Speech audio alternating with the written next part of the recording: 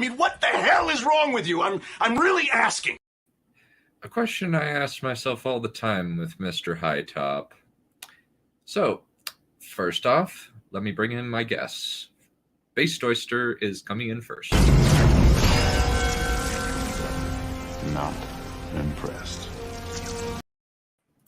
Oh, hey, that was Superman. I never was a fan of him until they started doing movies where they just got him completely wrong. And now I was like, I kind of prefer the older Superman, the Boy Scout, basically. Yeah. And for the first time on this stream, please welcome Mr. Hero Speed.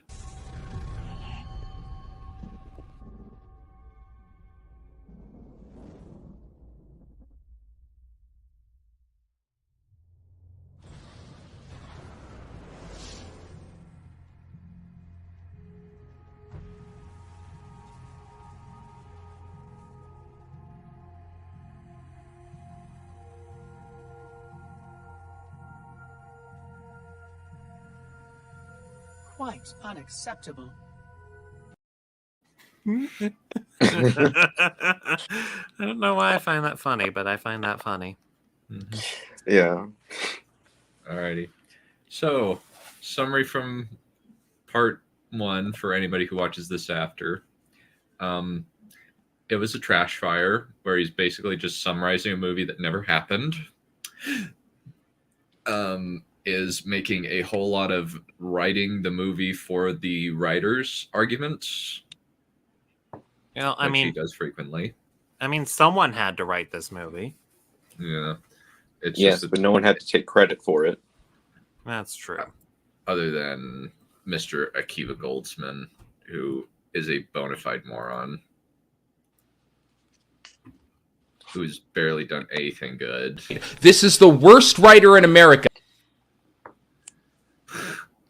That doesn't even make any sense, you fucking hack. Fuck you. Stop writing. You're not good at it.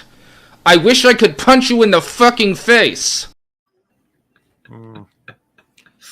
That clip applies to so many people.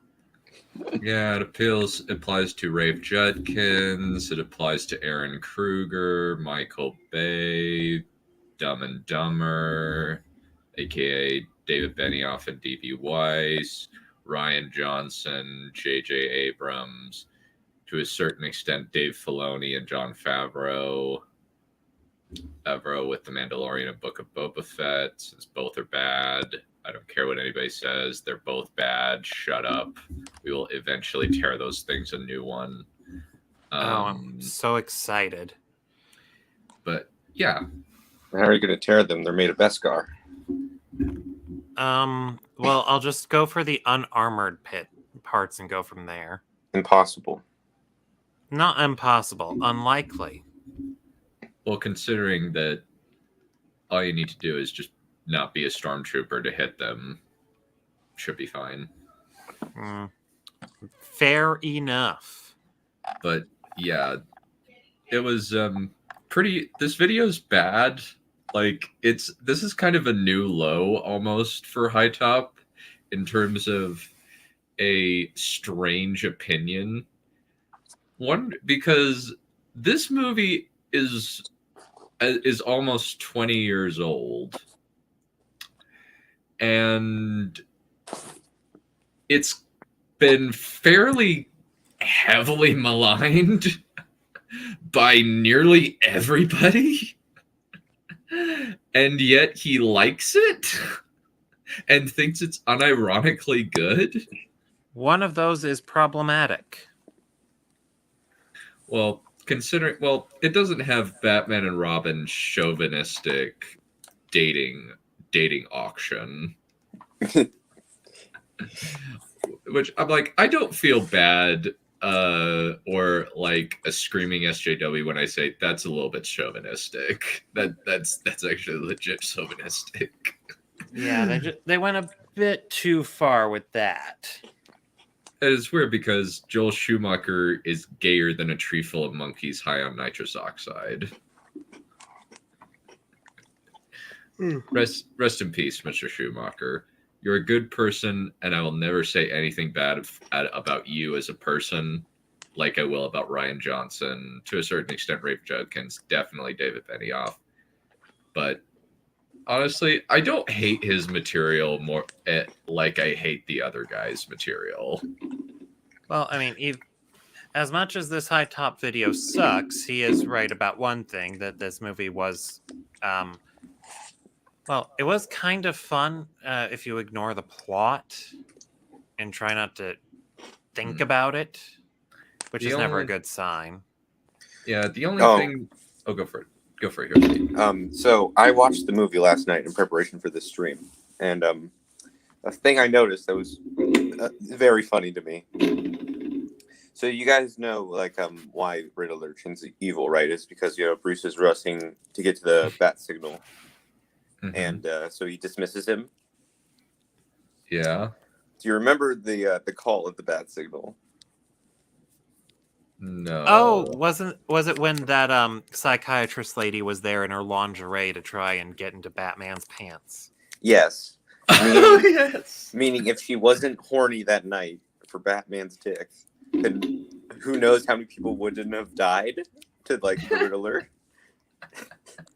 Oh, so the criminal psychologist inadvertently killed hundreds or thousands of people. Yeah, a little bit. That actually makes the movie so much funnier. There's also, like... There's kind of a few things where Mr. Schumacher contradicts himself, where he says, Batman Year One was always my favorite comic. And then he says, well, I'd never known Batman without Robin. It's like... that is a blatant contradiction, my friend. And we have both on camera. Sorry, that was a bad decision. Yeah, well, if it wasn't for bad decisions, nothing would happen. Yeah, true. But admittedly, like, it's just like, did nobody like fact check that before it was released? Because both are on DVD, the DVD Blu-ray, the DVD makings of for these movies. Fact checking, what does that taste like? Yeah, and it's just like, these got released. They're publicly available. I can find them very easily. And yet, they're on the DVDs. It's really, really, really, really funny to me. That's just, no, that's a blatant lie, Mr. Schumacher. I'm sorry. It's kind of like Monday Matt, when he's like, oh, I didn't fucking mess with all these people's channels. And I'm like, well, you can prove it on stream. I don't want to, though. Well, the worst part is it's like it's just two conflicting clips of on-screen interviews that you can easily look up online. But considering Mr. Schumacher was rich, I don't think he cared. Mm-hmm. No. All right. 18 minutes, boys. We can do this. Woo. And originality. But it is the Batman Forever that kind of serves as a great sequel to the Burton flicks. It is the Batman Forever that stands on its own to become something wholly original. It Have you truly seen the is Burton the films? first. What? He just said there's the perfect sequel to the Burton films. Like, have you seen the Burton films? Danny DeVito bites off a man's nose. Oh, Yeah. that was hilarious. I loved that part. Mm-hmm. Yeah. Also, please welcome Mr. Aspiring Writer. We dead! We would have alcohol poisoning within the first 5 fucking minutes! Certainly feel like I've been alcohol poisoned right now. Yeah. Well, that's HiTop for you. All right. You're Well, one other thing is, this might just be me being stupid, but he said that they're the perfect sequel to the Tim Burton films, while also being able to stand completely on their own. Like, I think he's referring to the uncut 3-hour Batman Forever. oh, that's right. Here he's talking about the uncut version and how it's even better than the original. I forgot about that. I don't think I could take a 3-hour version of Batman Forever. I barely scraped through Zack Snyder's 4-hour atrocity.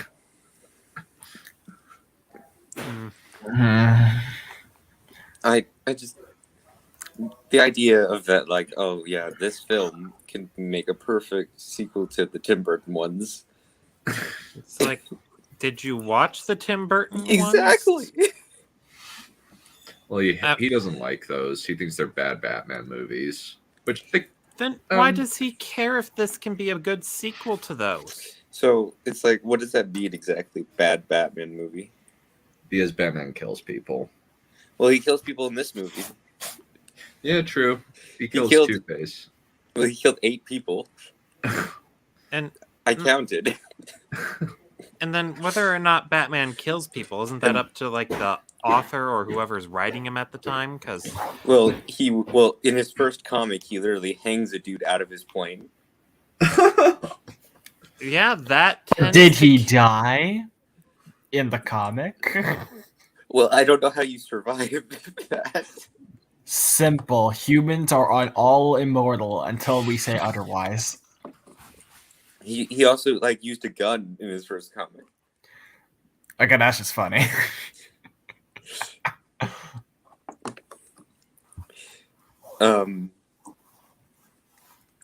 Also, like, not just like the 8 people that he killed, but like the people that have died indirectly from like all those robberies that Two-Face and Riddler did when he was just sitting on his ass. Yeah.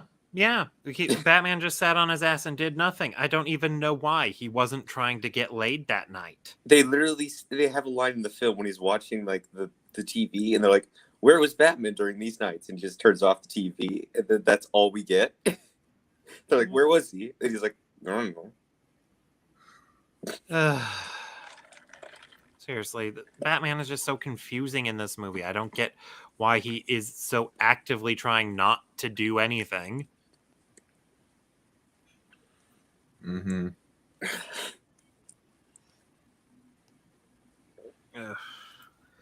Anyway, we should probably keep going with Mr. HiTop or Low Bar, or whatever we're calling him. Mm-hmm. Yeah. Live-action Batman movie that attempted to go deep, swim, not just in the shallow end, but into the mind of Bruce Wayne. The figure in the dark was my destiny. It would change my life forever. I would use its image to strike terror into the hearts of those who did evil. I would ensure what happened to me would never happen to anyone else again. Stop with the shitty font. This is a Bruce Wayne defined by revenge, a Batman filled with so much pain, angst, self-repression, and isolation that he has become lost, entirely alone. This is a Batman who was finally... That's not true, though. That is really not true, because when horny psychologist flirts with him, he's immediately receptive to her. And the first thing he does when Robin's parents die is adopt Robin. And then when Robin wants to leave and go beyond his own, he gets him to stay by motivating him to fix the motorcycles. Yeah, that certainly sounds like something a man who wants to be completely alone and isolated wants to do. Invite people into his home and take care of them, and then maybe sleep with them because gay sex or whatever. Yeah, and since he's of age, they could legally have sex. Well, that's debatable because, like, from what I've been able to find in the film, they want him to be like 17. Bull crap! I know. Bull crap! No. That's what the director has said. Yeah. I mean, most high school students on TV are like 36. So true, but they don't look it. I do have to say, though, with Mr. HiTop, I've been waiting to use this for a while, and I finally have the opportunity to do so. I'm not questioning your honor, Lord Janus. I'm denying its existence. That is accurate. Yeah. It's like Tom Holland's 25, and he genuinely looks like a high school student. But this kid... He does not. Like, Freddie Prinze Jr. was like mid-20s, mid to late 20s, and like look decently teenagery. Wait, when he was playing Fred? Was he playing Fred? I don't remember. Yeah, when he was playing Fred. He was also in a bunch of teen dramas. Oh, okay. Yeah. Oh yes, Fred, when he was teaming up with Buffy the Vampire Slayer. And somehow managed to marry her, and is still married to her to this day. There's someone out there for everybody. Well, Sarah Michelle Gellar is very attractive. I do think that they kind of screwed up in that Velma in that movie is far more attractive than Daphne. Yeah, I mean, I could buy her being a nerd, but I don't buy her being unappealing. True, but hey, nerds can be attractive. Well, is she supposed to be unappealing in the movie? I don't know, but it's just that Linda Cardellini is a babe no matter what that you put her in. Well, that's why they put her in a V-neck on the island, right? That's accurate. Yeah. And they also had a deleted scene of her in a bikini. Oh, yeah, because that movie was initially going to be R-rated, right? I don't think so. Yeah, well, yeah, that was the thing. Because really? I never rated Scooby. Yeah, they were actually going to have like Scooby and Shaggy actually do weed in the film. That constitutes getting an R rating? Oh my gosh. Why haven't we received this? It sounds glorious. It sounds amazing. Because Warner Bros. Was like, James, no. James, no. Oh, come on. All the fans of Scooby-Doo were grown up at that point. I mean, I don't remember. I think I saw that movie because I liked the Scooby-Doo cartoon. So never mind. I wasn't grown up. Well, you must have been grown up because they because you can't get all the references without being grown up. Yeah, references to what? See, hold on one second. Horniness. Yeah. So, you know the girl that Shaggy falls in love with in the film? Yeah, Elsa Fisher. Yeah, her name in the film's Mary Jane. Oh my gosh. Which is, another name for weed. Oh, no, I didn't catch that. Yeah, exactly. Mary Jane Watson. And when they when you first see Shaggy and Scooby and they're like barbecuing inside the Mystery Mobile, and when someone shows up, it's like they're smoking weed and the cops have shown up. Well, you see, that could have just been a re-scripting thing. Like they had that scene from the R-rated version. They're like, well, we already filmed it. We might as well use it. I could see that happening. Anyway, how do we get on this tangent again? Oh, right. Because this is boring. Robin, that's right. Batman wants to isolate himself. He also adopts Robin the first chance he gets. That's right. Yeah. Let's keep going. This is just ridiculous. And it's going to get really weird in a minute. Trying to address those things instead of just sitting, brooding, waiting for the signal to strike and for his life to have a purpose. This is a Batman who needs to redefine who he is. His identity is some man who needs to redefine to have a purpose. This is a Batman. Yeah. That is not a Rorschach test. Yeah. That is a bat. Yeah, he's like, oh, why do you have a bat in your wall? She's like, no, it's a Rorschach test. You see what you want to see. Why are you seeing bats? He's like, no, because it's fucking shaped like a bat, you bitch. You could make the argument for Dragon, but Rorschach tests are supposed to be undetailed. That's fairly freaking detailed. Well, she has 3 other ones on the wall that are also shaped like bats. No, it's symbolism. It looks like a bat because the camera is Bruce Wayne's perspective. We're seeing the world through his eyes. But the other 3 ones on the wall look like bats, even though we're not in his perspective. I have no idea. It's just like, Mr. Schumacher, I am not a psychologist or an eye guy. And I know that this is not how you do a Rorschach test. Like, although it would have been more clever if they'd like shown it on the wall and it looked like a bat, and then he asks, "Why do you have a bat on your wall?" And then you look at it again, and she's like, "No, it's a Rorschach test, and it looks different." That could have been something, but no. Can't have good writing anymore. Wait, this came out a long time ago. We can't have good writing. I don't know. I just looked up Rorschach test. Like the first one is a pretty decent looking, like bat-ish one. And it looks nothing like that? No, it's not that fucking blatant. Yeah. It's like there are ones that legitimately the first thing I'd think of is bat, despite the fact that I'm pretty sure it's like this is like a legitimate Rorschach tag. Like, look at this. I put it in the Arkham Inmates thing.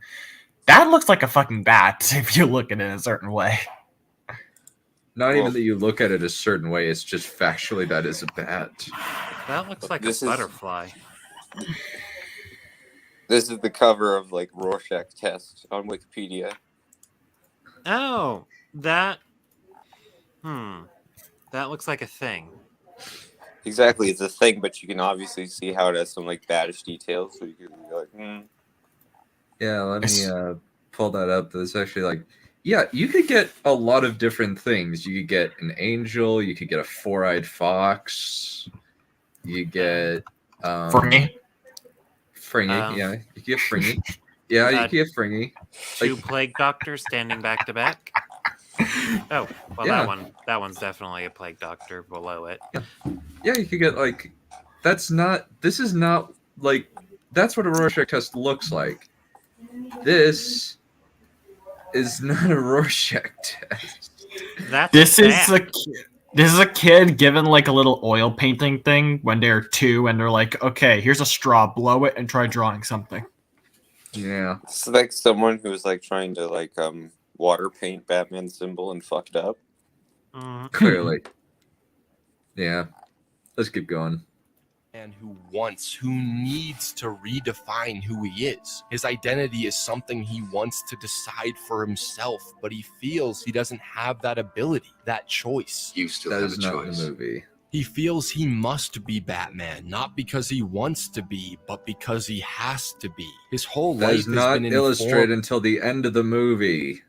Where they just make it up on the spot. I don't even remember this movie that well. Also, I love it. So you got to redefine who you are, and he just stays the same at the end of the film. Pretty much, yeah.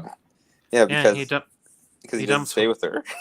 Yeah, he dumps horny psychologists for young viral boy. Virile. Virile.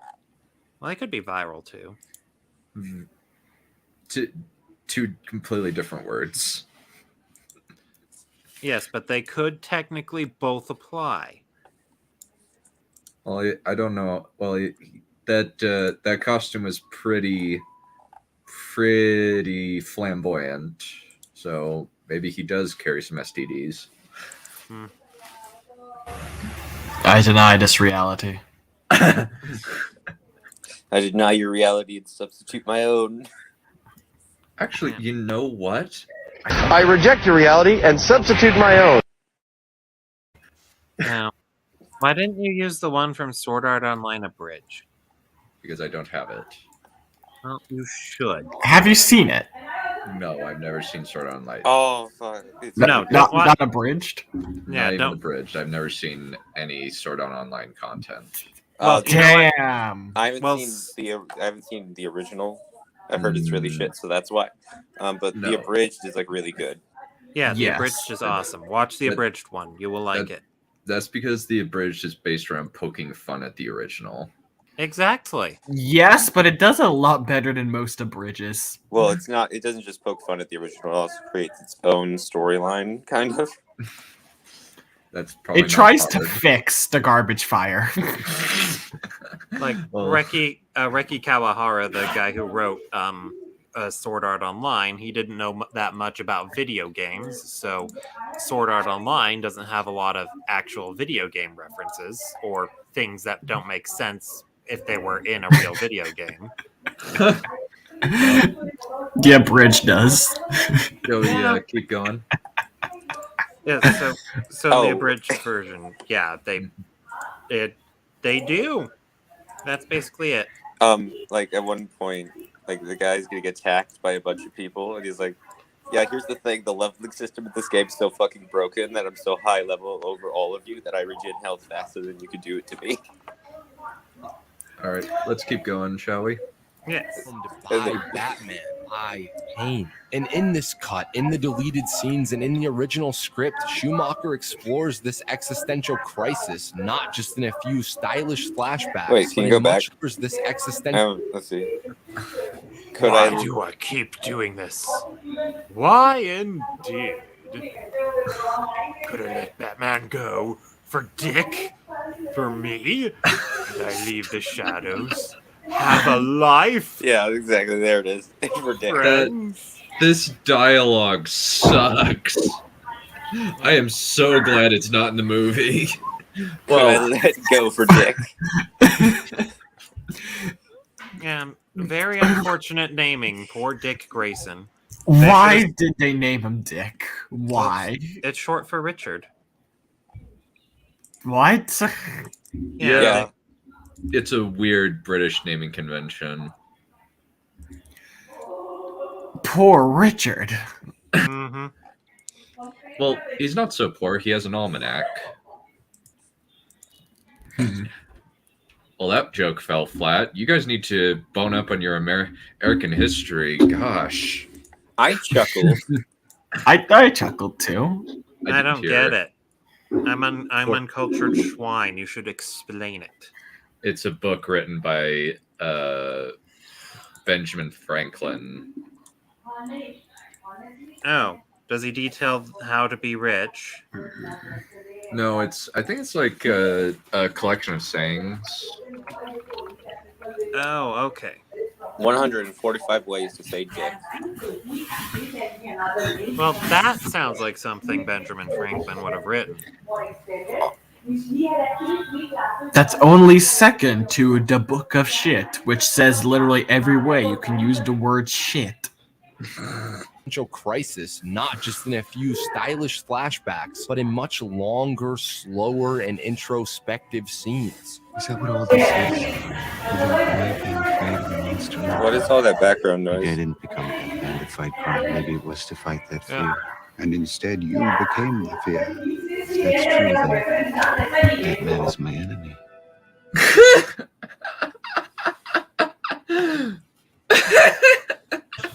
They put the red text. That means it's evil. He is reaching.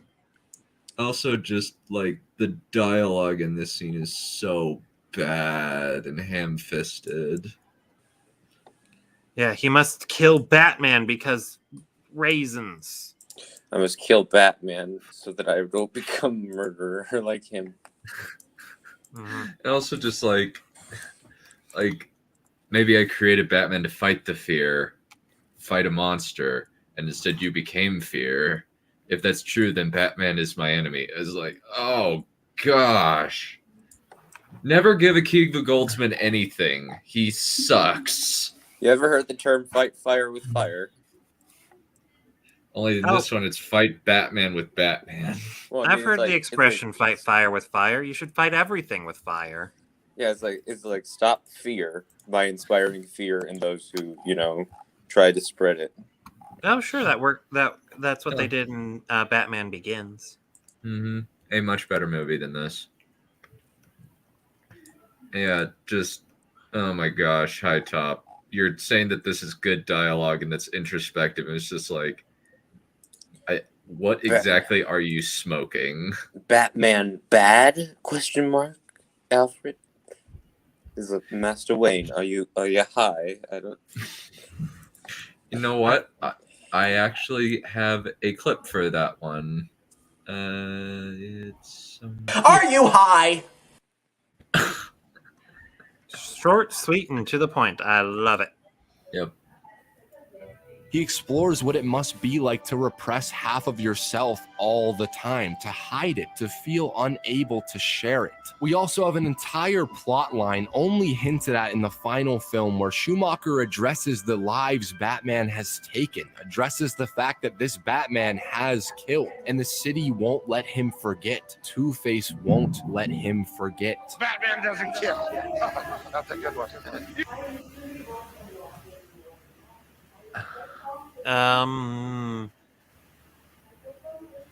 What? So this is deleted scene stuff, but also he Apparently. kills in this movie. Yeah, I mean, he's already killed people in this movie and... Oh, I was going to say the previous one, but the previous one would be the Tim Burton's ones. Well, he killed in the Tim Burton ones, too, so there you go. But they're like, oh man, they're addressing that he kills in the deleted scenes. It's like, so we're talking about this deleted scenes that aren't even part of like an extended cut. Or I guess they are part of an extended cut, but one that's not released, one that he hasn't seen. An extended cut that does not exist. These are just the deleted scenes. And deleted scenes from the script. These were never filmed, otherwise he would use it. But HiTop, the director didn't want this. Why are you going against the director's vision? Also, we should read it out. I won't kill you, Harvey. Batman gets Harvey by the throat.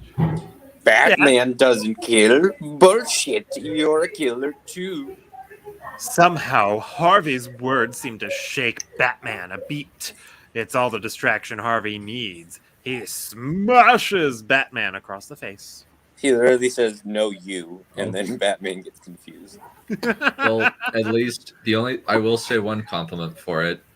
It doesn't look like a Game of Thrones script. Oh.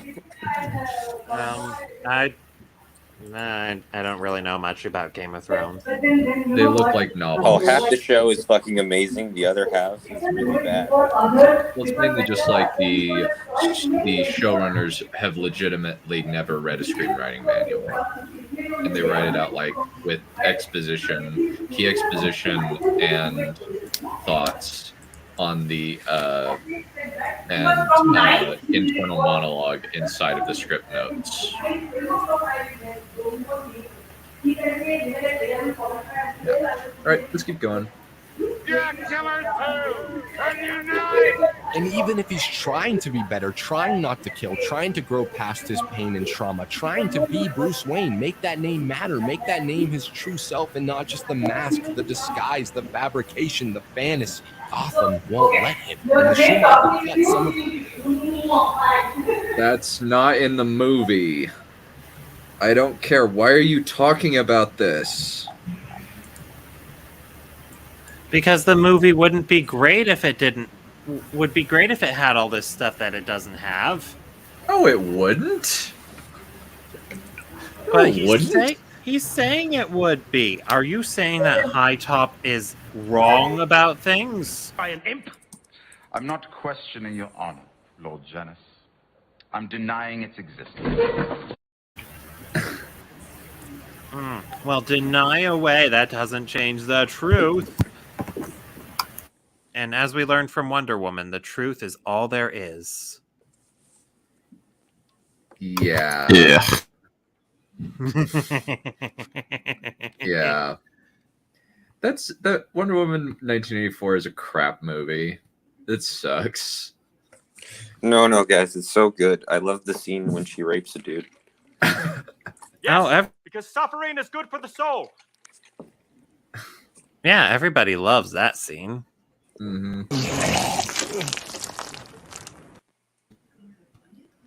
And that one. Yeah. Let's read. So, okay, so most of this is basically just acknowledging the previous film.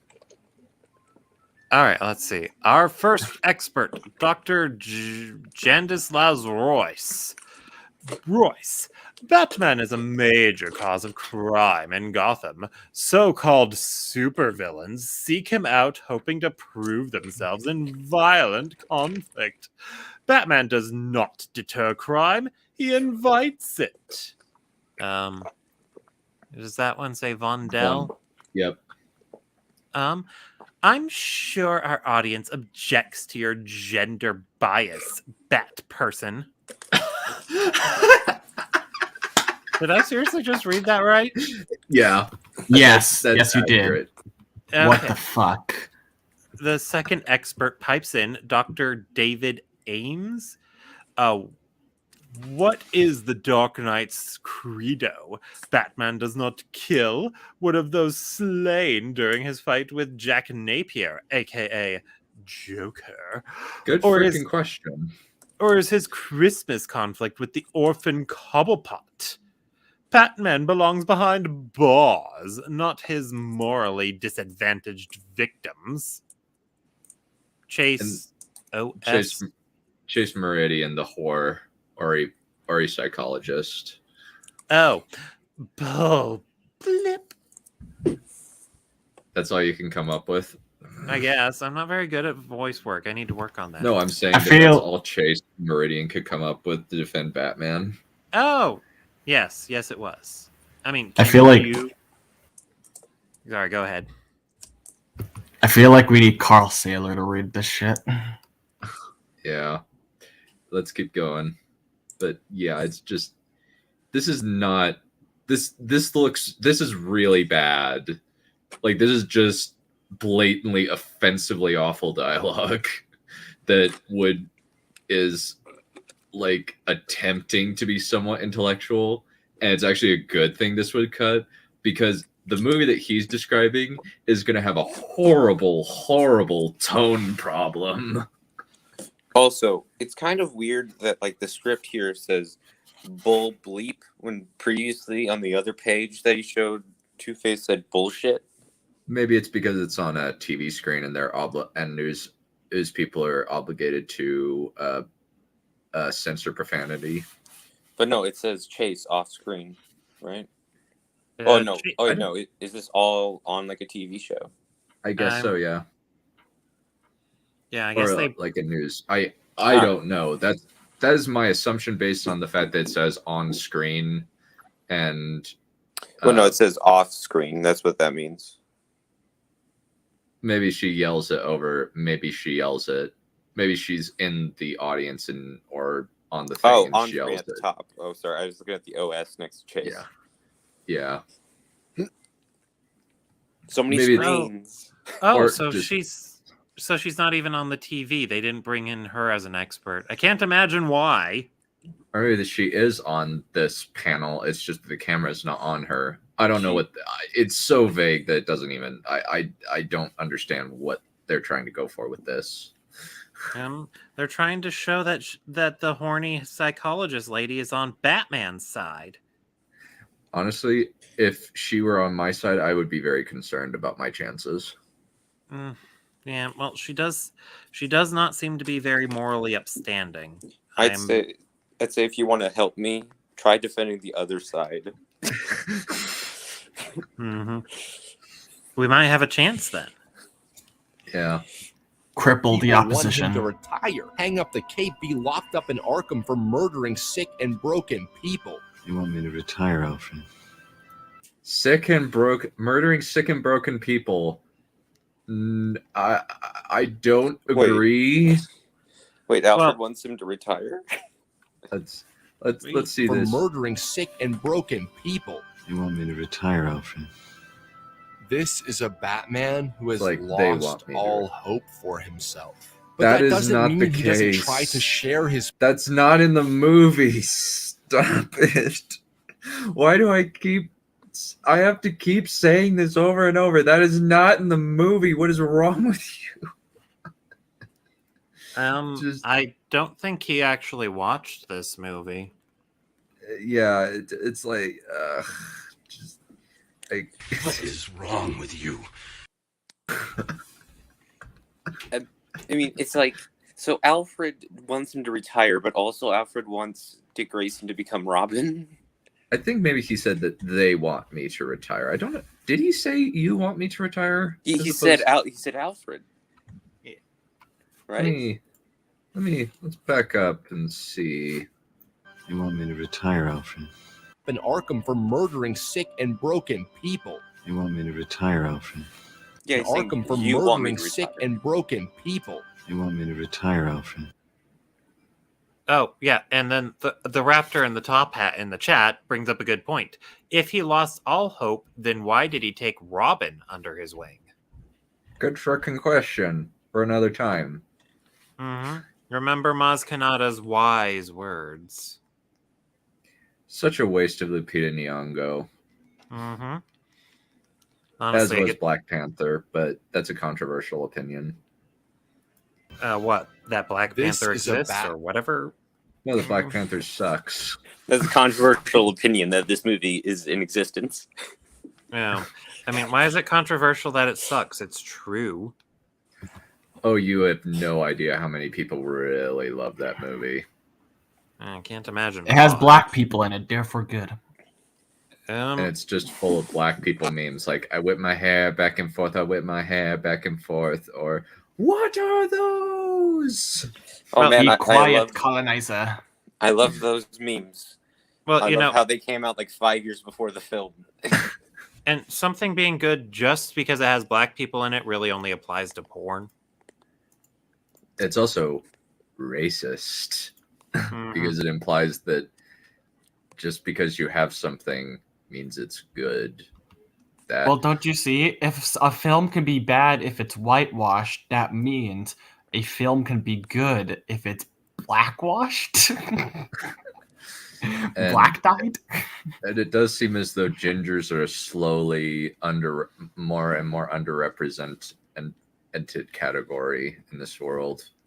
Oh, yeah, just comic book properties in live action are always getting, all the gingers are just getting fucking axed. Every redhead is being turned into not a redhead, like fucking Triss in Witcher. God damn it. It's or like the Barry Allen, Wally West and Iris West. Yeah, it's just like I don't or Ariel in The Little Mermaid. It's just like I don't. It's kind of like I don't care. I just find that it is really really amusing that it is specifically gingers that are getting race swapped and only gingers. Can I have my redheads? I like redheads. Okay, I get gingers have no soul, but they look nice. Yeah, like Angie Everhart still looks good in her mid-50s. Oh yeah, I saw the image. She looks really weird. She looks really weird in season 2. It's very Uncanny Valley. I've just seen pictures. I haven't watched it. I've just seen pictures, and it's just like, probably would have been better if you just dyed her hair. Don't put white face on her. That's just weird. Wait, they put yeah, white... I think. Oh. I'm pretty sure I put that in like Stream Assemble at some point, where I put the comparison image and then her in season 2, and it's so shit. Yeah, at least like it kind of maybe it was just the image, but this is what she looks like in season 2. Ew. Yeah, like looks. It doesn't look normal. No. It doesn't look like she normally looks like with the actress, and she's a very pretty actress. And then like this is what happened. It's just like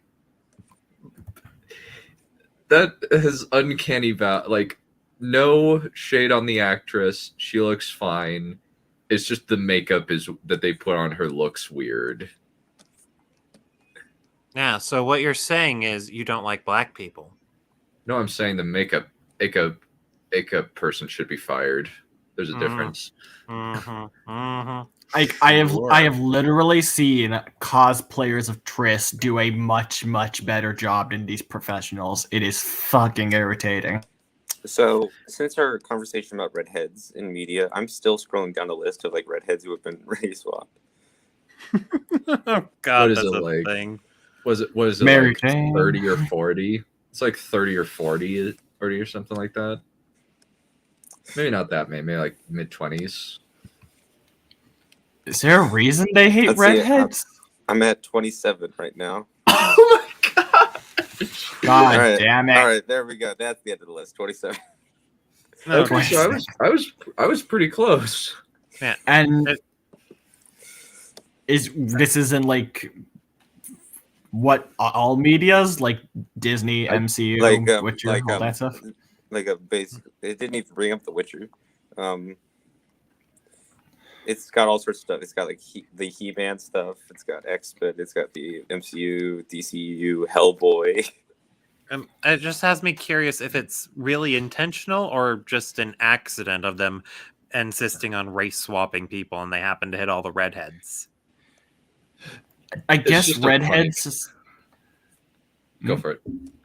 I guess redheads just are kind of in the free game because they're not they're seen as like their own thing. Like, oh look, it's the redhead, not like this person's white, this person's Indian. It's just they are redhead. So it's like free game. They're a wild card. Alrighty, let's keep going. A man who has lost all hope for himself. But that doesn't mean he doesn't try to share his pain, shout it out into the void, into the crowd, hoping someone will hear him. But nobody does. No, What? he was. But that is not the context of that at all. What is wrong with you? Okay, Sorry, everybody go Richards, next. Please stop stretching. That was a cringy way to use that. If you stretch anymore, you're going to die from stretching. It's like I gotta use this clip again. I'm not questioning your honor, Lord Janus. I'm denying its existence. But seriously, the whole context of him yelling, "I'm Batman," and that was just because Harvey Dent had hostages, and he was like, "Oh shit, I got to do something. That's probably what I'm going to do." All right, I don't know. It was a little weird. That is such a bad contextualization. That's just factually wrong. He's not trying to share his pain. They're like, we're gonna fucking kill everyone unless Batman steps forward. He's like, okay, I'll do it, but then they can't hear me. That's not shouting his pain out. It's such. I don't know why. In that moment, they don't need Bruce Wayne. They need Batman. Same goes for Chase. She tries to help Bruce work through his misery, his pain, and Bruce tries to connect with her. But Chase is always more interested in, fascinated by, aroused by that pain, that Batman. That's why when she finally makes the choice of Bruce over Batman, we get this meme. And that meme isn't just because Bruce is happy he's getting laid tonight and doesn't need to wear the 60 pounds of rubber. He's overjoyed because she explicitly says what he has wanted to hear the entire film. I've met someone. He's not you. Bruce believes that Batman is beyond redemption and that he is beyond saving. And that's where Dick Grayson fits into all this insanity. To Bruce, Dick Grayson is that redemption. This young man who suffered the same tragedy, who lost something no one ever should, can be more than Batman ever was, ever will be. He can inspire, he can protect, he can still have a good life, and he doesn't have to hide in the shadows. He doesn't have to. Well, with that outfit on, he probably should. But he does end up hiding in the shadows. They make one of the worst videos I've ever watched. He makes him a Ninja Man. They give him a suit that's like darkened all of his colors. And the next film, he's wearing black. So what the black and red with a anatomically correct thing that goes right into his butt. Like Chris O'Donnell said, like, yeah, you know what? That is a little bit odd. Just a little bit. I love it when people recontextualize scenes so it perfectly aligns with their nonsense narrative. It's just so chef's kiss. Yeah, agreed. To make the same mistakes Bruce did. This is not a Batman who drafts another young boy into his endless war. This is a Batman who does everything in his power to stop him, discourage him from fighting, from falling, from seeking revenge. No, not at all. It will happen. No, he It's just typical Hollywood trying to have the young man struggle to get accepted by the mentor. That's all this is. There's nothing deeper behind it. And the fact that they're talking about revenge is just tangentially related. Like Dick Grayson's going on and on about, I need to kill the guy who killed my parents and then I'll feel better. And he seems to. Like, he grins after Two-Face falls down. And, you know, he does... It's like, oh, man, you're a bit of a psychopath. Yeah, and you know, in the next movie, he does seem to be a little bit happier. So, yeah, maybe revenge does work. I want a car. Chicks dig the car. This is why Superman works alone. Which, they also bring up Metropolis in this film. So just like, so what the fuck does Superman do? Nothing, apparently. But that seems to be in common with all the superheroes in this universe. It has now gone from bad to worse, but not as bad as it's going to be. Yeah. Jeremy John's review of Batman and Robin is one of the greatest pieces of comedy I've ever seen. It is so funny. I need to mine that for clip material since there's so many gems in that video. Yeah, but always remember, it's not it's the worst day of your life so far. Yeah. This way, you make the kill, but your pain doesn't die with Harvey, it grows.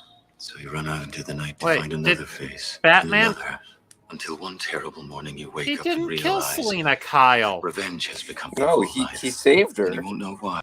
He also technically and also, you just said in this film that he stops killing people, even though that's not true. But that's what you think. He kills Harvey Dent and a bunch of people.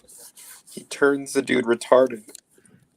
And did he actually kill the Joker himself, or was that like a happy accident? Well, I guess happy is the wrong.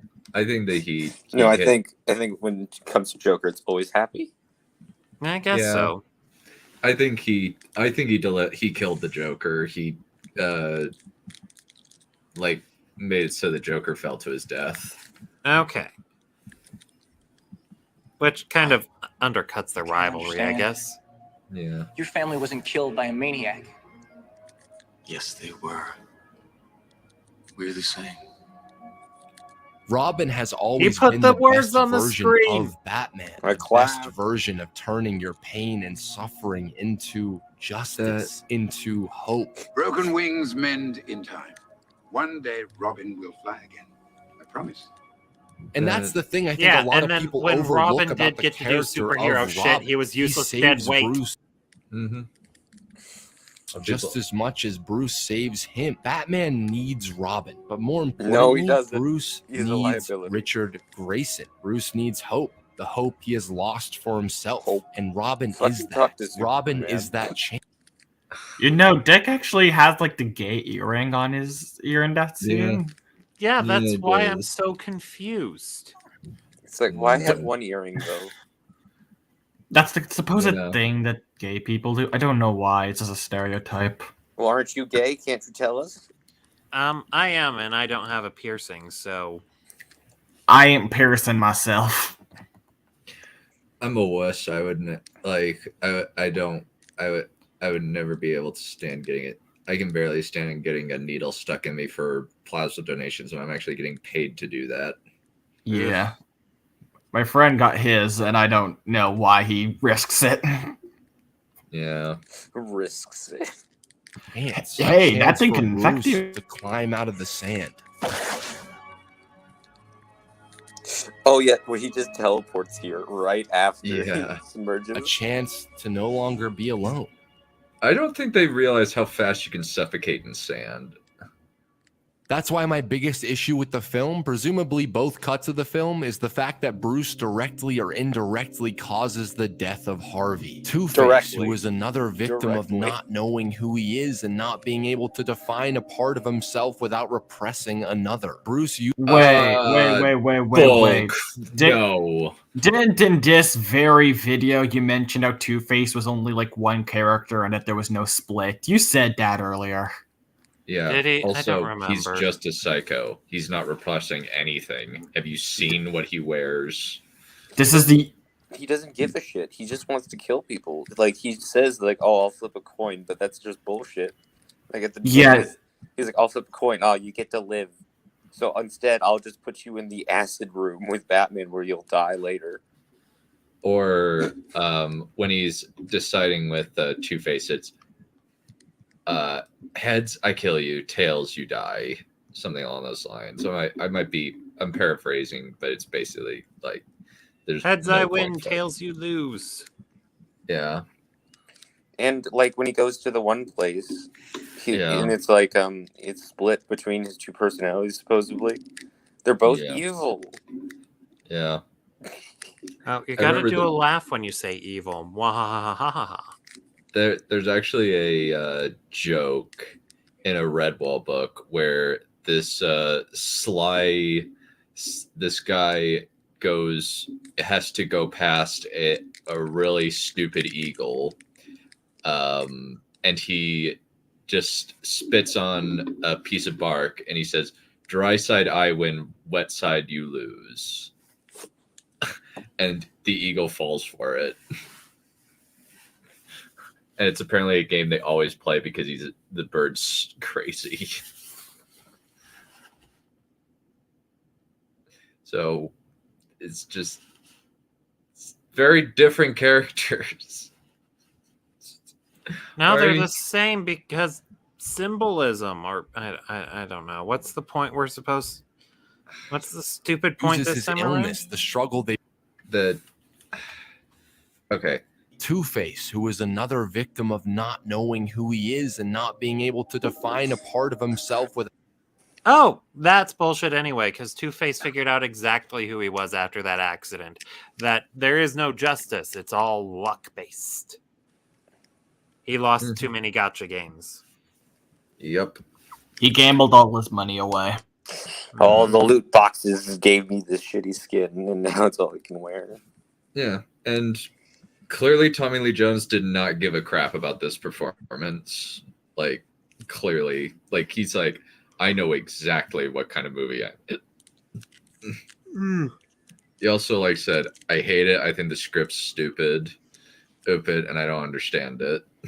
It's like, good for you, Tommy, for being pretty based. So no one understands the scripts, man.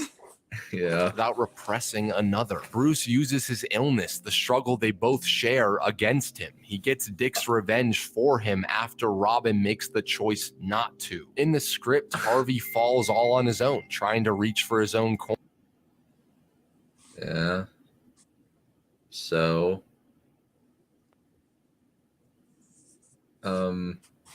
yeah. It's the same thing. Oh, okay. Yeah, so it's like he's still tricking him into killing himself. And I have no idea why they changed it. It goes against what Joel is trying to say. It goes against Joel's view on Batman. I didn't want him to actually murder because I thought that Batman should be. Then why'd you have him kill people?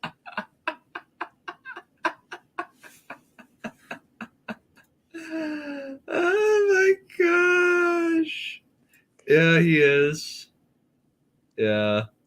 Oh, I didn't want Batman to kill people. I just wanted to be so negligent that they die. I don't.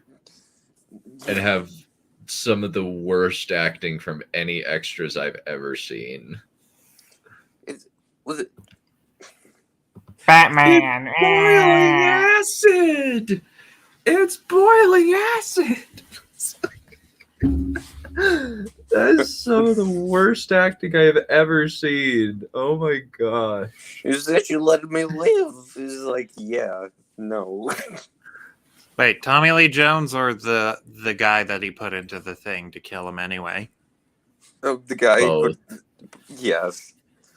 Oh yeah, yeah. Yes. That guy was hilarious. I like that guy. Very bad actor. Well, bad actor in this movie. Because I think it was just like, he didn't care. He was like, this is stupid. I'm just here for a paycheck. I can do whatever I want. He was obviously taking the piss.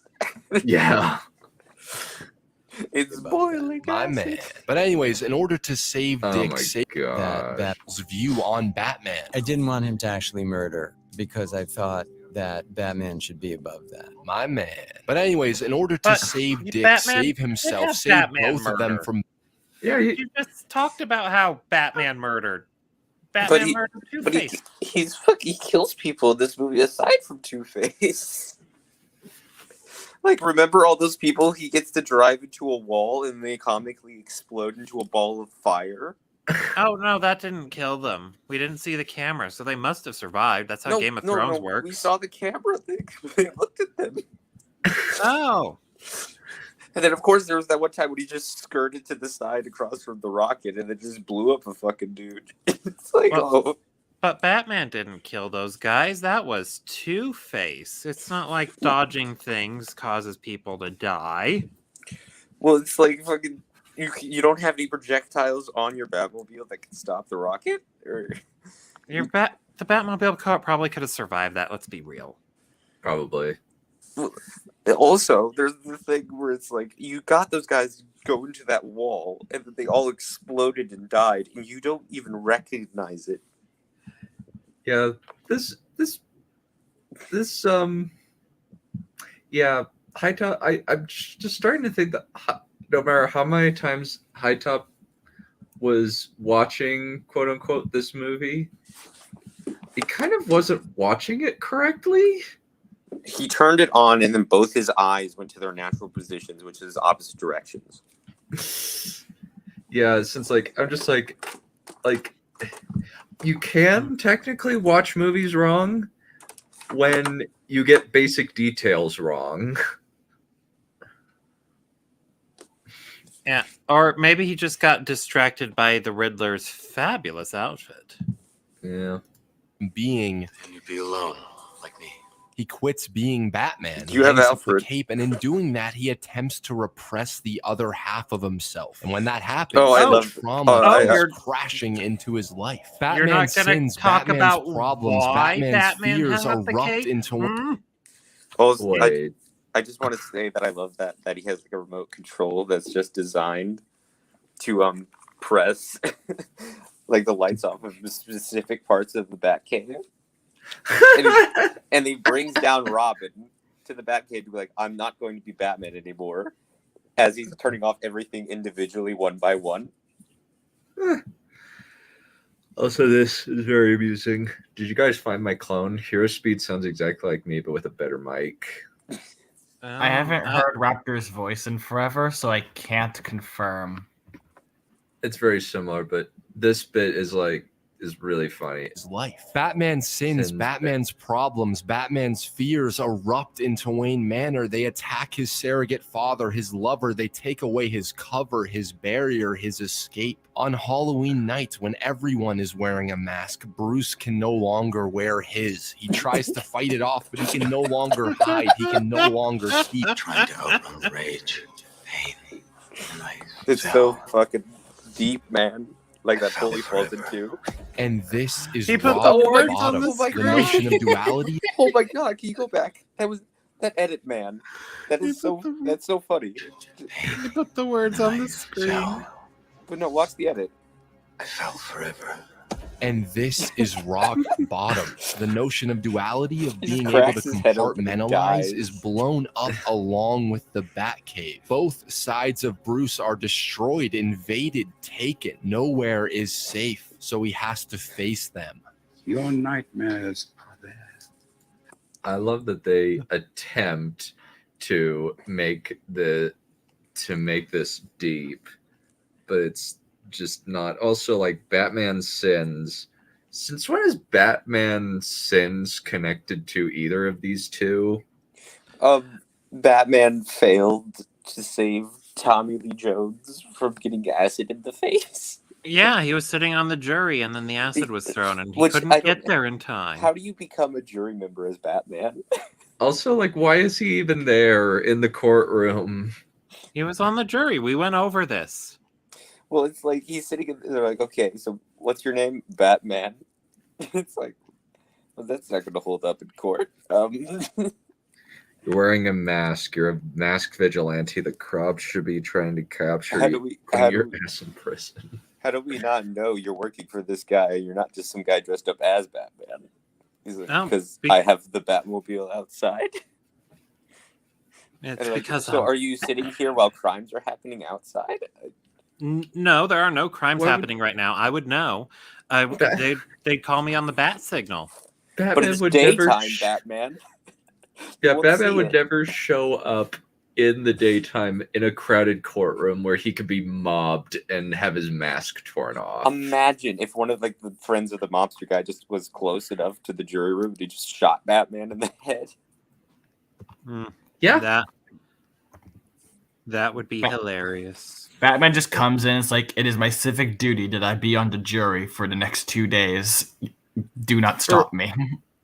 Why would he be even on a jury if they're it's a jury of their peers, not jury of Joe Schmo everybody. Also, it's like, isn't Batman the guy who like caught this dude probably? So is there not like a conflict of interest of having him on the jury? So many things wrong with this scene that's not even a scene, it's a freaking news thing. And then like, oh, we threw acid on him, so now he has brain damage. And it's like, okay. And then also his skin is now like halfway, like a straight fucking line, purple and pink. That's how brain damage works. And until you face them, I fear you will spend your life fleeing them. Face why he became Batman in the first place. Because if it parents were was fucking really shot. for revenge, then why didn't he stop once the Joker was killed? Why does he still do this to himself night after night? Why does a man do this? Because It's as if Gotham he's is a cursed to pay cesspool. some great penance. Now, what crime could he have committed to deserve the life of nightly torture?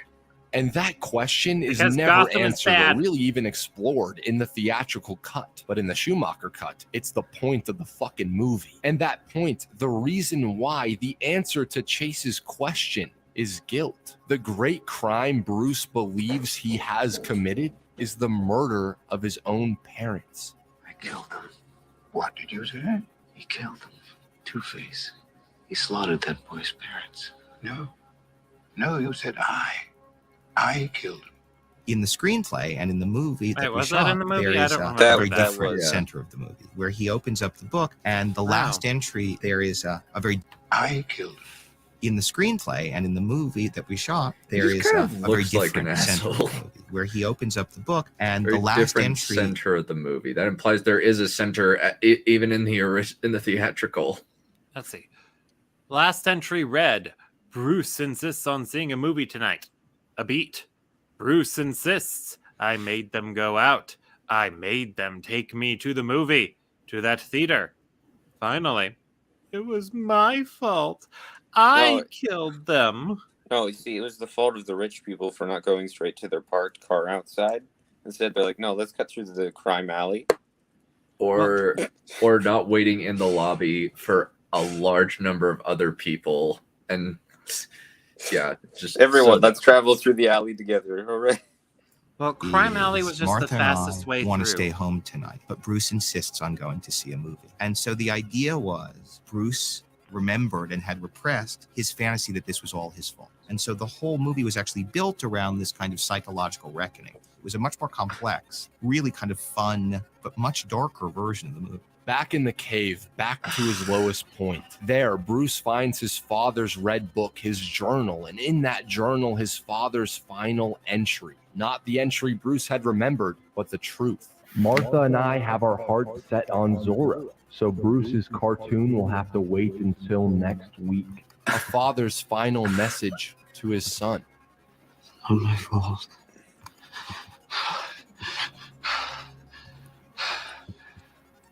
This is a So it's not about him realizing that there was no way that he could have understood that the killing would have happened that night for them going to a movie. Instead, it's like, no, actually, they're going to go there anyways, so it doesn't matter. So basically, it's The Lion King. Philosophically, this and The Lion King are no different. Well, yeah, of course. Bruce just wants to be king, and so he wishes his dad is dead. Well, no, it's just like he wishes thought to he's watch a movie, responsible. so his dad must die. Well, it's just he thinks so. that's the thing, that a lot of people complain about this in The Lion King. And to a certain extent, it's like, yeah, it's like he thinks that he is responsible for his dad's death. He is not. And then he gets the revelation from the bad guy that no, I didn't do it. So the guilt I've been harboring, I didn't need to harbor. It's the same thing. Mm-hmm. Neither is that brilliant. And even in Lion King, there is some. He is technically somewhat at fault in the fact that he started an event which allowed Scar to kill his father. It's not something you can blame him for, but it's definitely something he would feel guilty about. He actually didn't start it. The hyenas were driving the wildebeests. Oh, right, yeah. So how unfortunate is it that the book opened up to this page that Bruce read? Imagine if it opened up to the page like, and we didn't get our cheese from our last grocery list, and then he became like an anti-grocery person for the rest of his life. Or it was me and Martha had the best sex ever last night. And he becomes fucking Patrick Bateman. Yeah, talk about ways to scar a child. There you go. Batman, who has been defined by vengeance and by guilt, survivor's guilt. And now that he has had his revenge, and now that he is free from his guilt, he is faced with a choice. He now finally has a choice. The bat he first saw, the bat that would be his destiny, that bat has grown into the metaphorical representation of Batman. So the question is, the choice is the bat or the man. Sorry. And he chooses both. He chooses to no longer repress, to no longer hide. He chooses to become one with both sides of himself. So... Is there like nuclear waste running off into Wayne Manor's caves? I don't know. Oh my gosh, that just looks so bad. But isn't there a villain in the comics whose name is Man Bat, and it's just yes. Yeah. So funny thing, that's actually a hallucination. Oh wait, Man Bat or what we were just seeing? What this is a hallucination. Okay. Oh. So why are you hallucinating that? Why aren't you just imagining like a big bat instead of like this mutant bat? And also like watch as he's slowly raising his arms to mimic the bat posture. So he's just like what's his face? Riddler at the end of the movie. He's a furry. Yeah. This is like I think that Akiva Goldman actually like there's actually a scene that was cut out of Bruce facing a giant bat, and then as he spreads his arms to embrace it, it's very gothic, quite dark, and it's like, no, that is goofy. That looks terrible.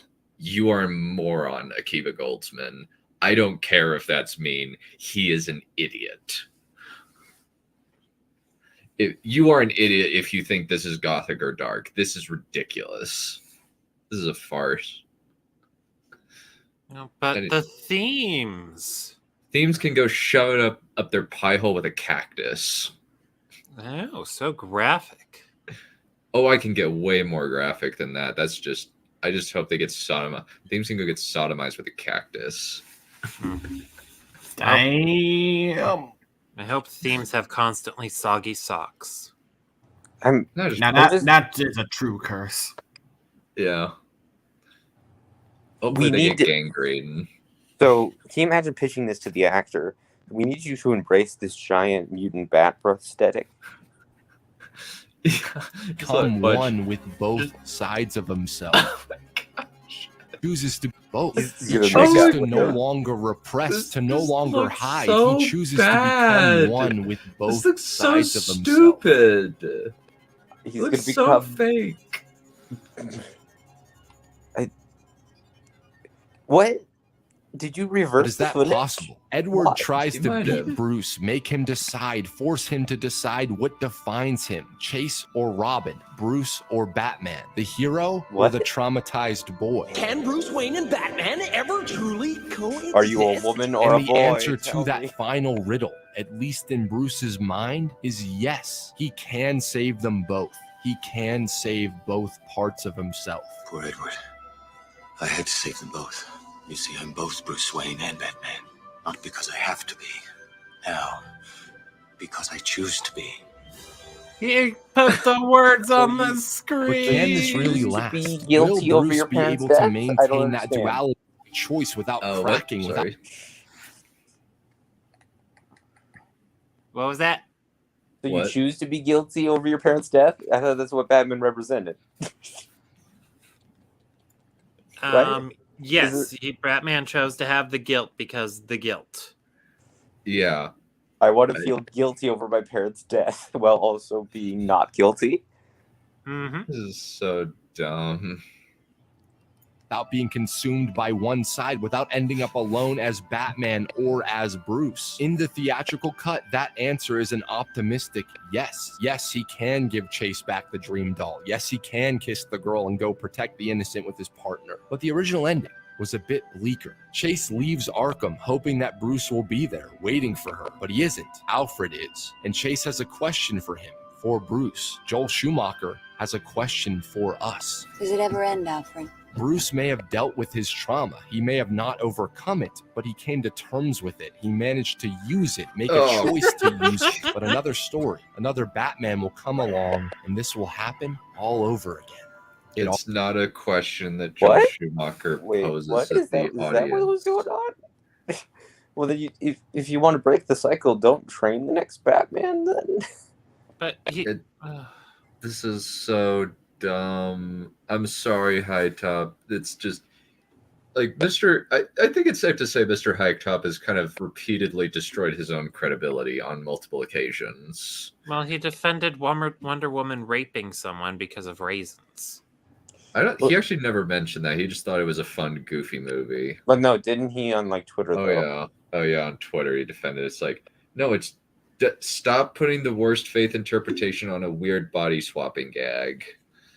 It's like, this man has had his agency stripped away. This is not his own body. I don't care if he's dead or not. He is still. It's kind of worse if he is dead, because then that's like a whole another bag of worms. Well, actually, I think it's better if he's dead. The thing is, though, we know he comes back into his body. Oh, yeah, but if the guy was dead, Yeah, then but he's wouldn't white. that be? Actually, If the guy's dead, who cares? He's dead. He's not going to use the body anymore. It's going to either be a corpse or some soul is going to borrow it. Yeah, but then that's called necrophilia. Exactly. Also, That's a different issue, though. Also, like, she's like way older than him. That's also a little weird. Yeah. Talk about a Mayfly December romance. Well, immortals tend to be a bit weird in the age thing, because it's like, I'm 1,000 years old, but I have the mental constitution of a 30-year-old who's drunk. Oh, you haven't played Fire Emblem. They usually give it to a person who has the mentality of Especially, a like, 5-year-old. Twilight I specifically made it so it wasn't the creepy kind, Space Oyster. Oh, How sorry, you're not a creepy kind? What? Can you tell me like a mortal, non-immortal romance that's not creepy? I would say any of Vandal Savage's. No, those are all very fucking creepy because he's like the first human being. So that means they're all technically his descendants. I guess, but a fun part, you're just so far removed. Is he the first human being? I thought that he Well, was. He's just not. immortal. He's not the first, but Well, yeah, because he was like a Neanderthal and he became like a human being from like the meteor, and he was like supposed to be the first in some continuities. Oh, Okay, that's Vandal freaking weird. Savage. I remember Okay, him that's now. freaking weird. Yeah. Celine and Michael in Underworld, kind of. I have not seen Underworld, so I don't know.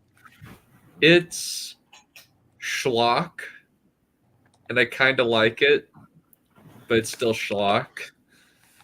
And the first movie's the best one. And then it just gets progressively worse. Dionysus and the girl that DCS abandons on an island. Ariadne? Don't know that one. Yes. It's a little thing of supposedly Theseus abandons the girl who helped her on an island, and Dionysus found her and was like, "Hey, I like you. You want to marry me?" And there has not been anything bad between the two, as far as I know. Yeah. Oh, I like the prequel. Yeah. 4 and 5 are ass. 4 and 5 are really bad. Like it just gets ridiculous, and just somehow they like manage to like just have. It just seems like Tywin Lannister, like Charles Dance, can't pick a good vampire movie to be in. No, Dracula Untold was great. Oh yeah, it's great. I loved it If you're drunk. when they had all the bat fists. Also, Hera, while not an immortal one, there is like Miss Martian and Superboy, which the age gap that's between them. extremely creepy. That relationship. How? Because she's 80 and he's 3. Yes, but it's like a little bit odd. He has the mental constitution of an 18-year-old. And she has the mental constitution of a what-year-old? 16. No, 80 years old, because she's been around for 80 years. No. It is actually said that she is basically a 16th adolescent in terms of Martian years, and she certainly acts like it. And there was that one episode of Young Justice where they split the world into all adults in one version of it and all the kids in the other, and she ended up in the kid version. Oh, I guess that is true. Yeah, like it is a bit like Superboy's had like 18 years of life kind of put in him, sort of, with how he acts. He's very mature. Also, speaking of Young Justice, there was a He's funny like bit. knowledgeable. What? Oh, sorry, I was just gonna talk about a funny bit, but you go ahead. Well, I mean, like he's knowledgeable of the world and he can like communicate as well as an 18-year-old.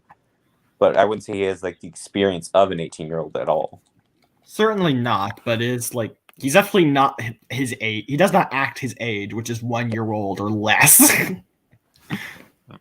Yeah, but there was a funny line in season 2 of Young Justice where someone asked him, "Hey, it's your birthday. How old are you?" And he immediately says 6. Yeah. And he's in college. Yeah. It's like it's a strange relationship when you consider the reality of their ages, but in practicality, it actually isn't that weird. Yeah. Already has. No, Dr. Meridian. I guess it's kind of like Not what in is like this the age lifetime. range of a clone, I guess. Thank you. A lot more engaging and interesting.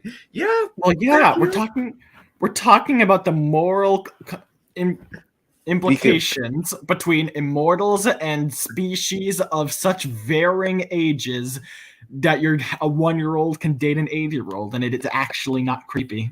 Yeah, where it's like, these are two different species, where it's like age is kind of like a different concept that we have to discuss in terms of like what it means to be like this to be a sus relationship. Because like Superboy, like for instance, they say in like season 2 that he's just going to forever look like that. Like he's not going to like grow up and look like Superman one day. He's going to always look like Superboy. Mm-hmm. Yeah, very interesting. So it's like, what is his like maturity range? I guess as a clone, however long clones are supposed to last for. I guess around the same time as a normal human, judging by how he seems to act. Like he says he will grow old and die, he won't be growing old body-wise. On the outside, he'll look fine. On the inside, he'll just be all old. Yeah, like his heart. He'll get heart cancer and die. I'm interested to see, I only got as far. I haven't gotten the chance to see Young Justice season 3 and 4. I'm just hoping they're as good as seasons 1 and 2. Season 3 of what I've seen is not as good as seasons 1 and 2. I have not seen anything of season 4 though. I have seen season 4. The writers have definitely. They're trying to go back. I think the complaints that they haven't been focusing on the characters we started off with made them go back and do weird shit. Also, the Martians are racists. Well, of course they are. Didn't you see season 1 and how they all hate white Martians? Yes, but their reasoning is a bit stupid. It's like they're all shapeshifters. Well, yeah, that just makes it even more stupid. When Well, I don't know, because that's like brings up the idea of if they're mind reading, they know which one's supposedly which Martian, right? Yeah, well, here's the thing. They supposedly can tell what race you're supposed to be. So even if you can change your appearance to look like another kind of Martian, and they will tell. But there's also a way to just permanently turn yourself into yellow Martian, and it's just they do not put in enough effort. Well, I guess from what I guess I have seen some of season 4. I guess I thought that was season 3. If that is season 4, then aren't those supposed to be like the nuns of the Martian people? They are, kind of. They're like I guess that's not really a race as much as like a job. Yeah, but it changes their skin color. And supposedly them being yellow allows them to kind of get out of the class prejudice to some extent, because now they're no longer considered white, green, or red. They're just yellow. Yeah, let's keep going, shall we? Well, there's a funny Young Justice clip that I'll show at the end as a palate cleanser, since I think that's funny. So let's keep going. Let's finish this up. There's not much left. It will never end. That's the tragedy of the Batman character, right? He can never overcome his tragedy, really overcome his trauma, because there will always be another writer, another filmmaker, another Bruce Wayne that will continue to suffer, You know what? that will continue to try to learn the speaking of Young same Justice, lesson real quick. all over. And a comparison with this film is when they bring up in season 1 about like Robin being taken in by Batman, and they're like, "Oh, did you bring him in?" They're like, "You brought in like Dick Grayson underneath your wing, and you brought his parents' killer to justice, so you could try to make him like you." And Batman says, "Is like, no, I did that so he wouldn't become me," which is like way infinitely better than anything in this film. Yeah. This is like that line. Robin's also, actually a like, really good character. Yeah, there's also like that really just kind of cute moment where they just shoot some hoops, like father and son. Yeah, like like hand-eye coordination practice. Let's go. Yeah, they basically just make Bruce Wayne Dick Grayson's dad do. And I also liked another thing from the first season where after they did that mental training exercise that went horribly wrong, Robin's like, I can't be like Batman. I can't just set aside my emotions and do what is right. I'm afraid I'm going to be like him. So apparently Batman's doing a good job too. Well, I think part of it's because he was in the mission that he had to do. He basically did become Batman for a little bit, where the mission came first, and it just scared the shit out of him. Well, remember, Batman's the one who goes to like Superman to be like, "You need to stop being a piece of shit and start taking care of like your clone." The clone looks up to you.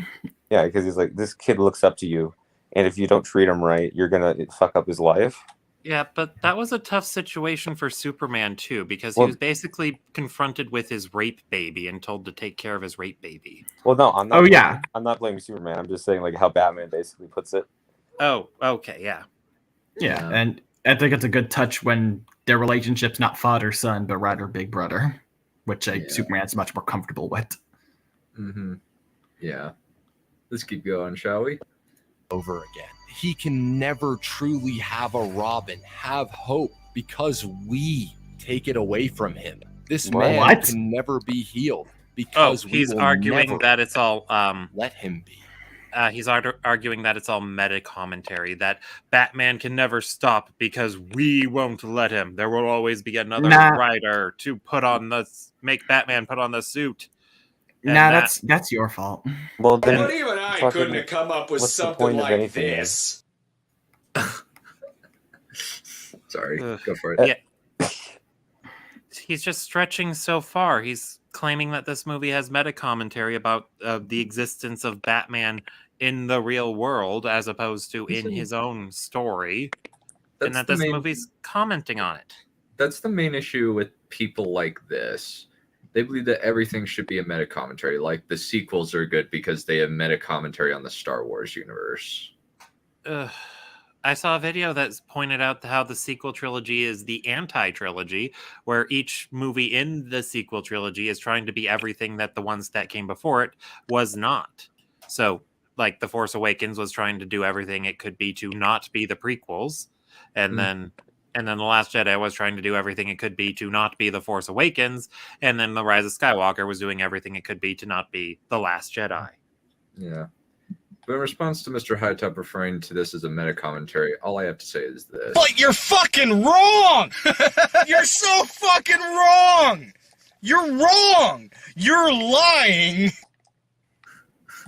And the thing about good meta commentary is that it's still a good story without the meta context. Yep. Let's keep going. Let's finish this up.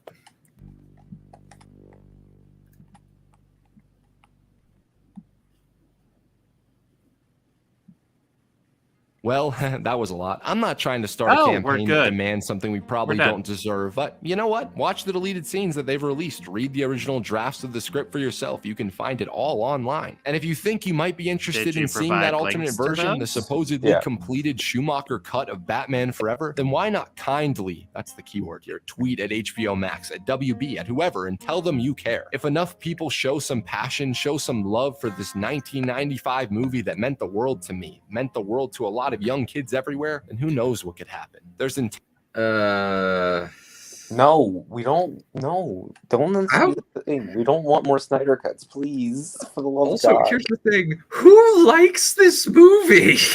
He does. Who besides this moron likes this movie? Unironically, 3-year-olds. Yeah, and that's insulting, Ryder. Yeah, that might be insulting. But am I wrong? I thought Batman. Admittedly, I thought Batman and Robin was good when I was 6. And you were correct. Yeah, I was incorrect. Yeah, I like Joel, but like I love Joel, but no thanks. Like no, nobody. You're gonna get like maybe couple. I'm being extremely generous by saying a couple hundred people. That, if that, could be in, more likely it's in the dozens. But then again, stupid does exist. Mm-hmm. Stupid does exist. An important lesson for today's children. Yeah. There's the script, there's what he shot, and then there's what we got. And what we got was still a lot of fun with a lot of interesting ideas and concepts under the surface, underneath the cackling maniacal laughter. But is Batman Forever a misunderstood masterpiece? In a way, yeah. Very few appreciate the craft and the passion Joel brought to the character. Of course you were going to say yes. It's the video title. Attempting to make a Batman film that gave Bruce a journey, that showed... The other two did that. They didn't necessarily do it very, very obviously, but that's very reductive. And also, that's not there. It's just not there. He doesn't have an arc. He doesn't start one place and end in the other, in another. That's just stupid. No, he's just there. The audience's never-ending internal struggle and turmoil, and even made Bruce face that struggle, face his trauma, and try to grow from it. And in a way, it's not. In a way, the theatrical cut is that acid trip pop culture opera living comic book commercial. In a way, the real misunderstood masterpiece is the cut we might never see. But it's a testament to how... thank goodness that we will never see it, because that would be a really awful mess. It does sound like a really awful mess. I am morbidly curious. I am morbidly curious in the same way that I want to watch a train wreck happen. Oh, I love watching train wrecks. And in the same way that I would be interested to watch a Snyder Cut too. But I mean, I've already read a Snyder Cut too, and it's like a fucking fever dream, man. Oh yeah, I remember now. Yeah, it's like Bruce Wayne and Lois Lane had sex. They have to, and their son becomes the new. I think what's it? Bruce Kent or something becomes the new Batman. What? He's raised by Superman. Oh God, no! Oh no! Please, not that Superman. Unique a All filmmaker right, Jimmy, Schumacher this is how was you, that he still managed you to crack make 2 someone's movies that skull. were 100% That's how you him, break- even with all the cuts, even with the McDonald's. What? Sorry. I said, "Oh, hey, Johnny, this is how you break someone's neck." Yeah. Oh, the Snyderverse deserves. Yes, I agree with that. There's there's no such thing as a good DCEU movie other than Suicide Squad. Yeah, I haven't seen the Suicide Squad, not Suicide Squad. It's just, get a different name. Get like They did get a different name. They went with the Suicide Squad. That's not helpful. The is very important. Just ask the Iron Bull. No, it's not. Movies that were 100% him, even with all the cuts, even with the They weren't McDonald's script 100% approvals him, and the though. toy. You already talked about that. McDonald's script approvals. That's probably accurate, actually. But you just said McDonald's script approval in the same vein as, oh, it's his vision and like hit what he wanted, but also it needed to be approved by fucking McDonald's. Just, I'm gonna do this. I'm not questioning your honor, Lord Janus. I'm denying its existence. Toy companies being in the damn editing room with all the Gesundheit. Toy companies. Yeah.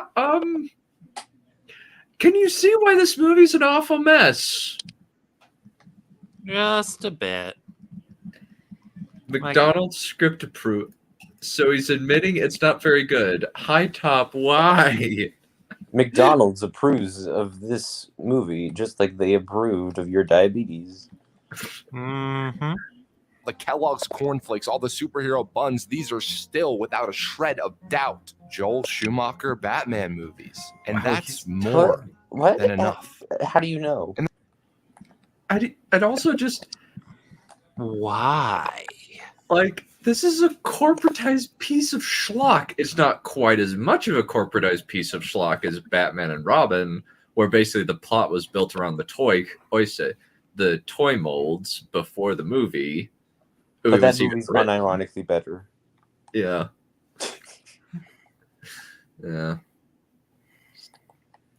And there's something I failed to mention, this weird anomaly, this absurdity. Now, I've always stumbled into shit. I stumbled into loving movies, stumbled into making them, and when I was 16, I stumbled into this film club, and there I learned, laughed, and expressed a lot. It was wonderful. 6 months later, the club ended, and I figured I'd go stumbling back to making my little Spider-Man movies and being the broke idiot kid with a big chip on his shoulder and even bigger dreams. But then I got offered a job by that film company who ran that film club. And I guess I stumbled my way into getting that job, stumbled my way into meeting some amazing people, teachers, mentors. Shout out to Jordan Taylor, who inspired me to create and to always be me. Now, the man who hired me, whose name was on my checks, who started this film company, is a guy named Carl Kurlander. Carl, when I knew him, was an eccentric, goofy dude, a real character, but a dude filled with honest, genuine, and kind-hearted character. He had real experience getting scripts produced. He knew the film industry and wanted to bring that industry to Pittsburgh. He didn't teach you jack, or if he did teach you anything, he wasn't good at his job because your skills are clearly minimal at best. The student does not always represent the teacher. That is also true. So I'm presented the two options: either you sucked at taking his instruction, or he sucked at giving you the instruction. It's one of those two, but probably the former, because you're an idiot. You've proven that multiple times. Well, he probably was like, he told him something really simple, and then he extrapolated it into something super fucking complicated. and it didn't make any sense. You know, it's like, well, you see, sometimes you need to change like the sound balancing in movies so then people can't hear them. It's like, oh, so it's like their emotions are being drowned out by everyone around them. It's like, what the fuck? No, I mean, I'm just talking about like sound balancing, man. Yeah. Our Let's hometown, finish wanted this to up. make Pittsburgh the next New York or LA, wanted to teach young people, encourage them to pursue their dreams. That's still his mission. And me? I was the 16-year-old punk kid who told Carl 2 weeks into shooting this local TV show that we were working on together that we, the teenage filmmakers, needed more creative control. I even said, to quote my young, arrogant, and cocky self, "We are not your fucking puppets." Carl loved that and reminded me of that for the next 3 years of my employment. Everyone who inspired me, made me the pretentious hack I am today, was there. Oh God. Well, at least he's self-aware. Well, we know who to blame now. Send a nuke, everybody. Yeah, we dropped Well, him on no. Hiroshima too soon. Well, no. HiTop's just too, like, keep HiTop around. He's like that, amazingly awful, like, mutant horse that you see at the fair. Are you trying to find a way to refer to Replica without saying his name? No, Replica is not as dumb as HiTop. At least Replica Really? has some self-awareness. You sure? He's more self-aware than HiTop. Let's say that. HiTop has no self-awareness or... I don't know, man. He said he had guns. To Tarek. He said you looked attractive compared to Tarek. Oh no, he said that I'm not quite as attractive. And then Tarek responded, "Yeah, I know you're thick. You're a roly-poly boy." I can't see that gun of yours. Directly or indirectly because of Carl. Now, why am I telling you this? Where the fuck did Batman go? I already clicked off the damn video, you dumb fuck. Yeah, so Carl Kurlander. I said he had industry experience, right? But I didn't say what experience. Well, he started as an assistant and he got lucky because his boss wasn't the usual get me coffee and fuck off kind of boss. He was a man who instead constantly encouraged Carl. Whether it was in between takes at lunch, watching edits, he always What are you found the doing time with to this ask editing, man? Carl about his dream. Yeah. He encouraged his I don't know, dreams but and his this editing is making me die a little inside. Yeah, and we're about to get to what exactly the bias is behind this. Oh, He you mean we Carl's still mentor haven't in a gotten way and to did it? what Carl later tried to Yeah. do for the next generation of storytellers. I but also it's said been Carl was a 83 screenwriter. I didn't say what movies he wrote. His first screenplay, his first co-writing credit was a film called St. Elmo's Fire. And that man, that guy, Carl's boss, the encouraging, empathetic boss What are who you cared about the doing? dreams of a young assistant, directed that film, wrote it with Carl. And that guy, that director, that caring mentor took a chance on Carl like Carl took a chance on me. That man was named Joel. Thank you. Okay. And your point Everything's is? Joel's fault. So I'm sorry, I don't get it. Was there a point in there? So he's saying that the reason he made this video is because his guy who taught him how to be a shitty YouTuber was Joel Schumacher's assistant. Pretty much. No. Hooray? Which is kind of, why would you say this? Because now it's kind of like you kind of discredited yourself, because now we're like, So this is your bias speaking. You like Joel Schumacher as a person, and therefore you feel the need to defend him. you feel like some obligation to him. And this argument is garbage. Yes. So we knew Joel Schumacher. I mean, it's nice to pay homage, but why not do it for a good film? Yeah, Joel Schumacher's made good movies. This is not one of them.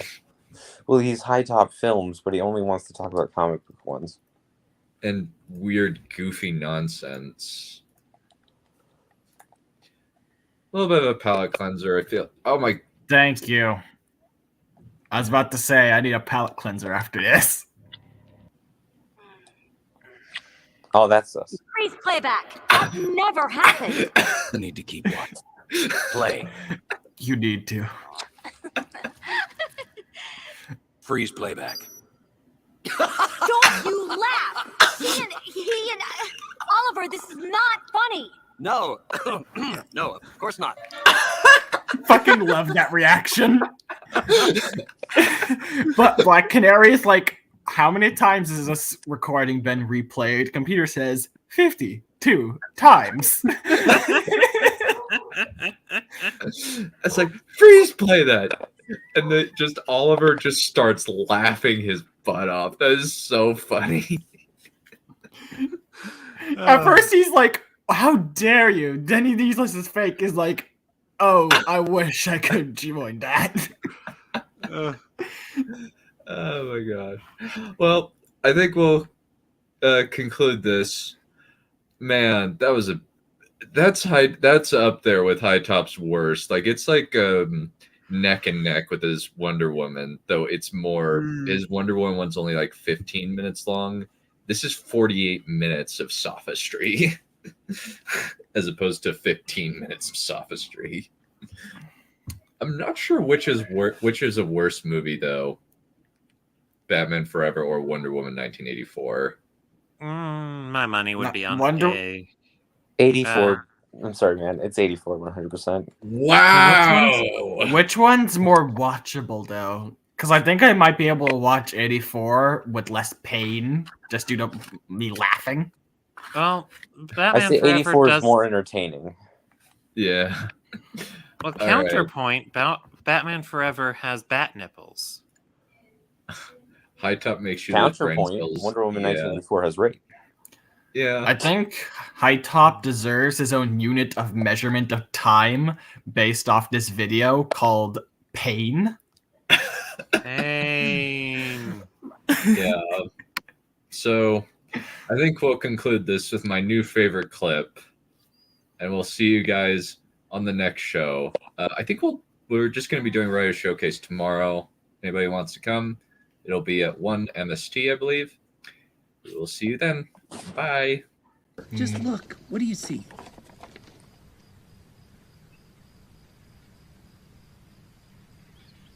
A man